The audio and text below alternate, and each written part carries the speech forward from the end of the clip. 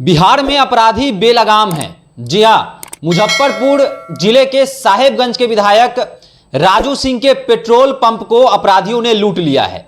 आपको बता दें कि 3 बदमाश बाइक से आते हैं और वह ये जो बदमाश हैं वह ग्राहक बनकर आते हैं। वह कहते हैं कि मेरे गाड़ी में तेल डालो और उसके बाद यह पिस्टल निकाल लेते हैं और नोजल मैन को पिस्टल सर पर रखकर और 2.25 लाख रुपए जो है लूट कर चले जाते हैं। देखिए, सीसीटीवी फुटेज को भी वो अपने साथ ले जाते हैं। सीसीटीवी फुटेज का जो डीवीआर है उसको भी ये अपराधी जो है अपने साथ लेकर अफूचक्कर हो जाते हैं। अब पुलिस जो है इस मामले का जांच कर रही है और राजू सिंह जो है वह पुलिस पर ही आरोप लगा रहे हैं कि पुलिस की जो कार्यशैली है वह सही नहीं है। लगातार बिहार में अपराधी बेलगाम है। विधायक से लेकर सांसद तक को धमकियां दी जा रही हैं, उनके पेट्रोल पंप तक लूट लिए जा रहे हैं। लेकिन तमाम मसलों पर बात करने के लिए मेरे साथ अखिल भारतीय अपराध विरोधी मोर्चा के राष्ट्रीय अध्यक्ष धनवंत सिंह राठौर जी हैं। धनवंत जी, भाजपा के विधायक राजू सिंह के पेट्रोल पंप की लूट हो जाती है, 2.25 लाख रुपए लूट लिए गए हैं और राजू सिंह ने प्रशासन पर आरोप लगा दिया है कि प्रशासन ठीक ढंग से काम नहीं कर रही है, फ्री में तेल ले जाती है पेट्रोलिंग के नाम पर प्रशासन, और कार्यशैली पर सवाल उठा दिया है। क्या कुछ कहेंगे? बिहार में भाजपा, जदयू और अन्य पार्टियों का गठबंधन की सरकार है और जब भाजपा के विधायक का पेट्रोल पंप लूटा जाता है और उन्होंने जो आरोप लगाया है, जो बहुत ही संगीन आरोप है, खास करके पुलिस विभाग पर आरोप उन्होंने लगाया है कि हम विधायक हैं, यदि किसी व्यक्ति के लिए कोई वर्क की बात थाना को कहना हो तो थाना नहीं सुनता है। थाना कब सुनता है? तो कम से कम 20,000 रुपया उसके साथ भेजना पड़ता है थानेदार को। माने एक विधायक की बात भी थानेदार नहीं सुनता है। सुनता कब है? जब 20,000 रुपये कम से कम, ऊपर की राशि अलग हो। तो हम बार बार ये कह रहे हैं कि भ्रष्टाचार नीतीश के राज में बढ़ा है, क्योंकि कहीं ना कहीं नीतीश और नीतीश की जो चोर टीम है वो भ्रष्टाचार को बढ़ावा का सारा उपाय लगा दिया है। क्योंकि जिले में एसपी की नियुक्ति भी पैसे लेके होने लगी है और जब जिला का कप्तान पैसा लेके बनेगा तो वो जितने थाना होते, थाना अध्यक्ष की नियुक्ति करता है एसपी। जैसे मुजफ्फरपुर है तो वहाँ सीनियर एसपी, थाना अध्यक्ष की भी नियुक्ति होती है पैसा लेके। जब थाना बिकेगा, सीनियर एसपी पैसा लेगा, सीनियर एसपी जगह पर बनने के लिए भी पैसा देना पड़ेगा। तो लाजमी है कि विधायक हो कि सांसद हो, मंत्री हो, वो भी थानेदार को फोन करेगा तो पैसा दीजिए, क्योंकि पैसा देके ही वो थानाध्यक्ष बना है। तो ये आरोप राजू सिंह का भी है और पूरे बिहार की सच्ची कहानी भी है कि 1-2 लाख से लेके 50 लाख रुपए तक भी थानाध्यक्ष बनने में लगता है।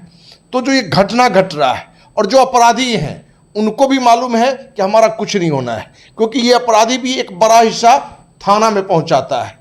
तो ये ले दे के सत्ता में जो भी लोग हैं, अपने कितने भ्रष्ट हैं वो भी मालूम है, कितने वो निर्दोष हैं वो भी मालूम है। और जब उन्हीं की सरकार है और उनकी सरकार में जब उनका पेट्रोल पंप का लूट रहा है, उनका थाना नहीं सुन रहा है, तो आम नागरिक उनकी आप सोच सकते हैं। क्योंकि अपने पास कोई सप्ताह नहीं है कि किन्हीं के बेटी गायब है, किन्हीं का बेटा गायब है, किन्हीं के साथ दुर्व्यवहार हो रहा है, किसी को धमकी दिया जा रहा है। ये घटनाएं आती रहती है। और पुलिस जो आज आपने बताया भी कि मुख्यमंत्री कार्यालय को उड़ाने की बात हुई और वो 16 दिन बाद वो मेल पढ़ा जाता है, FIR होता है।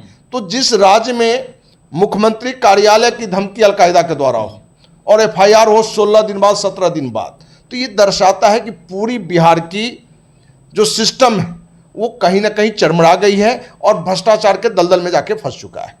डीवीआर तक उड़ा के ले जाया गया है, तो क्या अब अपराधी पकड़े जाएंगे? सबूत ही पुलिस कह रही है मेरे पास सबूत ही नहीं है तो हम क्या करें? तो क्या पुलिस के कार्यशैली पर प्रश्न? अपराधी कहते हैं कि मैं कल जेल जाऊंगा, परसों जो है वापस आ जाऊंगा। तो अपराधियों का प्रशासन का डर बिल्कुल खत्म है क्या? देखिए, जब प्रशासन भ्रष्ट हो जाएगा, माने अब कहने के लिए दरोगा है, इंस्पेक्टर, एसपी है, लेकिन कहीं ना कहीं ये भी एक बड़ा चोर है। तो छोटा चोर को मालूम है कि हम बड़ा चोर को पैसा देंगे तो हम भी सुरक्षित हैं।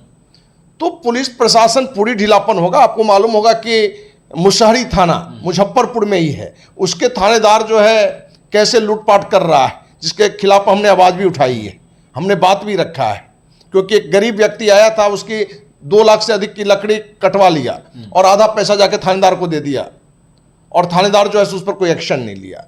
तो राजू सिंह विधायक हैं, उनको चाहिए कि इस पर मुख्यमंत्री से मिले, इस पर धरना पर बैठे, अनशन पर बैठे और उनको विश्वास दिलाते हैं कि यदि इस मुहिम पर एक तो मैंने अपराधी पर और पुलिस प्रशासन के द्वारा नहीं सुनने पर और अपराधियों को सह देने पर, भ्रष्टाचार पर यदि वो आवाज़ उठाते हैं, अभियान चलाते हैं, तो अखिल भारतीय अपराधी मोर्चा का पूरा सहयोग इनको मिलेगा। लेकिन उसके लिए इनको अभियान चलाना पड़ेगा, मुख्यमंत्री के खिलाफ, अपने सरकार में उनकी पार्टी का जो डिप्टी चीफ मिनिस्टर है उनके खिलाफ, क्योंकि ये सभी लोग कहीं ना कहीं एक ही गीत अलापते रहते हैं, एक ही राग अलापते हैं कि यहाँ कुछ नहीं होने वाला है, जंगल राज था अब नहीं होने देंगे। लेकिन पुनरावृत्ति दिख रहा है कि अब फिर से वही कहानियां नजर आ रहा है। कोई सप्ताह नहीं है कि किसी बहन बेटी के साथ रेप नहीं हो, अपहरण की घटना नहीं हो, हत्या की घटना नहीं हो, ये सारी घटनाएं रोज दिख रही है। तो एक चीज पर हमेशा चर्चा होती है कि 2005 से पहले जब लालू प्रसाद यादव की सरकार थी तो विधायक सांसदों की बात प्रशासन सुनता था।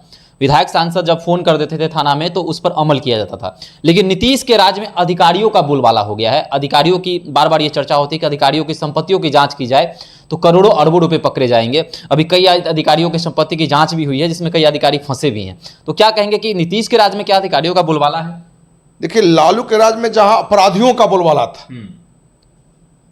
माने अपराधी ही सिर्फ लूटते थे, लेकिन नीतीश के राज में अपराधी के रोल में प्रशासनिक अधिकारी आ गए हैं, पुलिस प्रशासन आ गया है। और यही कारण है कि उनके सह पर ही तो अपराधी लोग अपराध का काम कर रहे हैं। तो ये पूरी घटना में लालू नीतीश के राज में एक ही फर्क है कि उस समय बड़े क्रिमिनल होते थे, जिसको डॉन कहा जाता, अंडरवर्ल्ड का क्रिमिनल कहा जाता, वो कमा है। लेकिन कहीं ना कहीं प्रशासन पर नीतीश कुमार का भ्रष्टाचार के कारण, और ये आज से नहीं, नीतीश कुमार के साथ जब आरसीपी सिंह थे तो उन्होंने ही ये रणनीति बनाई थी कि अधिकारी को हम खुला छूट दें और उनसे भी हम उगाही करें, और वो उगाही अभी भी बना हुआ है। और नीतीश जी के जो चोट टीम है वो आज भी इस पर काम कर रहा है। चलिए, तो हमेशा यह सवाल उठता रहता है कि प्रशासन के लोग जो हैं वह सांसद, विधायक और किसी जनप्रतिनिधि की बात को नहीं सुनते हैं। और अब देख सकते हैं किस तरह एग्जाम्पल है कि राजू सिंह जो कि भाजपा से विधायक हैं, साहेबगंज विधानसभा के विधायक हैं, मुजफ्फरपुर जिले में यह साहेबगंज विधानसभा पड़ता है। इनके NH 27 पर स्थित पेट्रोल पंप जो कि पानापुर में स्थित है, उस पेट्रोल पंप को लूटकर अपराधी रफूचक्कर हो जाते हैं। सीसीटीवी कैमरे का फुटेज भी अपने साथ ले जाते हैं और उसके बाद यह चर्चा का विषय बन जाता है कि विधायक का पेट्रोल पंप भी सुरक्षित नहीं है। तो क्या आम, क्या खास लोगों का भी जो है अब जान की खतरा है, और खास लोगों के जो पेट्रोल पंप हो या फिर जो भी चीज हो वो भी लूटकर जो है अपराधी ले जा रहे हैं। और अपराधियों का कहीं ना कहीं तांडव बोलबाला जो है बिहार में है, अपराधी बेलगाम है। तो आपको क्या लगता है बिहार में क्या स्थिति है? नीतीश कुमार क्या अच्छे ढंग से काम नहीं कर रहे हैं? क्या प्रशासन फेल्योर है बिहार में? आप भी हमारे साथ साझा कर सकते हैं। धन्यवाद।